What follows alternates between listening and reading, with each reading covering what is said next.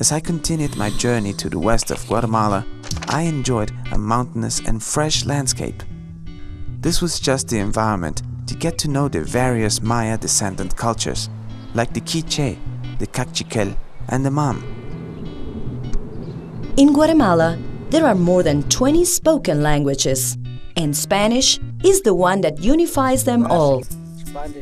These living cultures pass on their knowledge and wisdom through their oral traditions. My path through the various villages of Mayan roots evokes a very unique cultural fusion. The language itself is a clear example. Maya terms within the Spanish language and Spanish words within a Quiche conversation. I was delighted with the handmade corn tortillas and the taste of the chuchitos made of corn dough. They're uncomparable. I learned to say Matiosh, which means thank you. And I say to life Matiosh for bringing me here.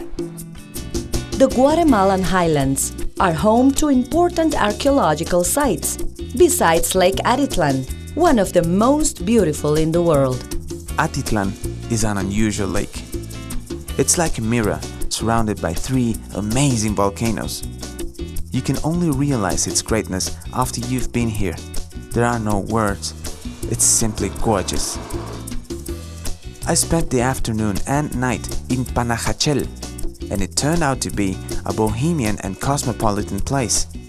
There are people from all over the world. The fusion of cultures is incredible. It's like a small village where all nations unite with a single purpose: to enjoy life. While you visit the highlands, don't miss spending a night in Quetzaltenango.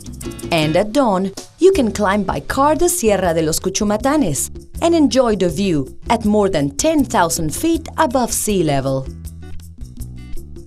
In Quetzaltenango, the weather is cold, but the people are warm. Its neoclassic architecture gives it a somewhat European touch. Here, I was able to meet some Spanish students out of the thousands that arrived for the purpose. Guatemala is very diverse in many ways.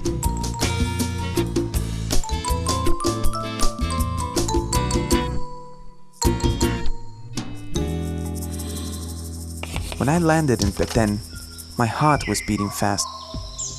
I was about to get to know Tikal and other marvels of the Maya world. I spent the night in the island of Flores, and like many other explorers, I watched in awe as the sun surrendered to the beauty of Lake Petenitza. Mysticism, jungles, temples, stels, wildlife. But nothing compares to sitting on top of the Serpiente de Dos Cabezas pyramid in complete silence while contemplating the dawn at a height of 230 feet. Then, I boarded a 4x4 that took me to Yaxha, an ancient city located at the margins of a virgin lake. Magical, authentic, and unique experience.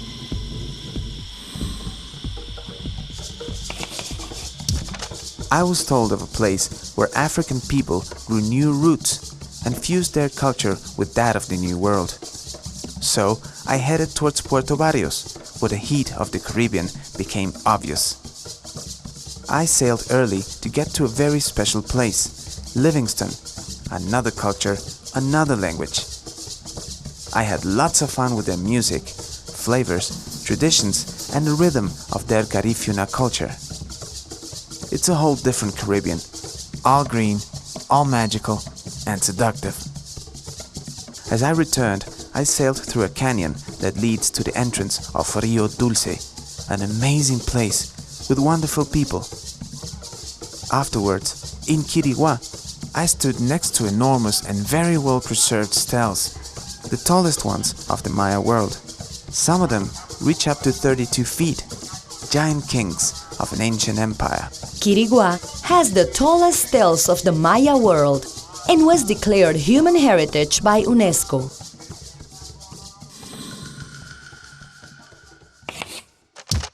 Green, misty, virgin. That's the region of Las Verapaces, a natural paradise.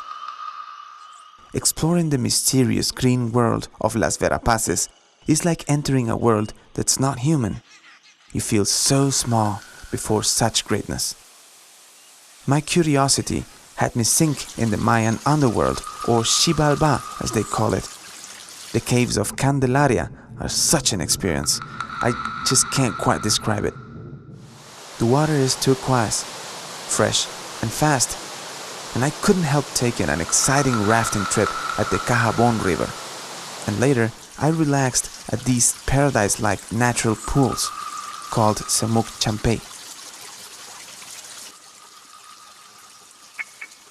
When I thought of the beach, I always imagined white sand. However, here, the beaches at the Pacific are soft and of volcanic origin. 155 miles of beautiful volcanic dark sand beaches. Too bad I didn't have my surfboard with me, so I could join up a group of surfers and ride those perfect waves. Feeling that dark volcanic sand on my feet and watching the sun go down, it filled me up with energy and gave my soul peace. Due to the abundance and quality of sailfish, Guatemala is one of the best places in the world for this sport. There are also seasons for whale and dolphin watching. But one of the main reasons for me to be here was to know the origins of the Maya world. So I headed for Takalikabaj, the cradle of this civilization. As I walked among its more than 100 ancient buildings, I could picture it as it evolved from the Olmecs to the splendid Maya culture.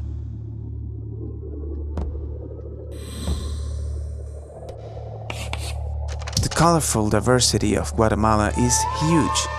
As I visited the east, I found yet another culture and another climate.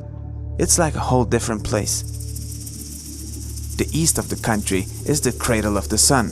It's mystical, natural, and unique. Esquipulas is the regional site for religious pilgrimage. It's colorful and has its own traditions, which dwell around the Baroque-style basilica that holds the holy image of the Black Christ of Esquipulas. And for the second time, I climbed up a volcano, this time the one called Ipala in Chiquimula. It's relatively small, and at the crater there's an exotic lagoon. Climbing this one is not so hard, and being there was an amazing experience. On the way there, I saw different crops, and I stopped by a melon field. Naturally, I had me a nice juicy slice, which in such a warm weather tasted like heaven. It was sweet and fresh. Colors, flavors, cultures, languages, landscapes, volcanoes, history, archaeology. Guatemala is an authentic experience. Exploring the heart of the Maya world is indescribable because it's vibrant and real. Life brought me all the way here, and today my heart beats to the rhythm of the heart of the Maya world.